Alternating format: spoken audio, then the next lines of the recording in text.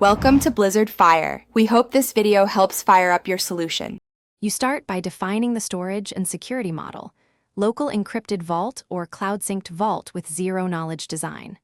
Once chosen, initialize a project and install a vetted crypto library that supports AES-GCM and an authenticated mode. Create a strong key derivation step with Argon 2 parameters tuned for your threat model. Next, implement a secure random seed and deterministic identifier generation, so you can derive keys reproducibly while keeping secrets off-disk.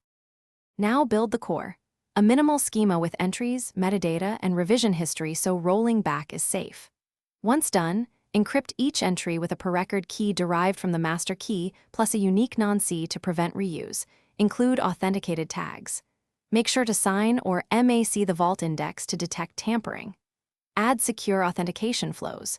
Master password hashed with Argon 2, optional hardware-backed 2FA, and clear logout and timeout policies for session keys to reduce exposure. Finish by implementing encrypted backup and recovery, export versioned, password-encrypted files, and document-safe restore steps. Then add key rotation and secure recovery options such as time-limited recovery tokens. Make sure lockout and rate limiting defend against brute force. Test extensively.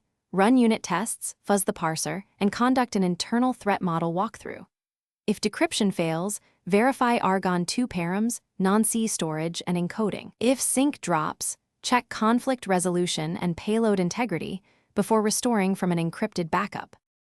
Thanks for watching. If you found this helpful, don't forget to like and subscribe.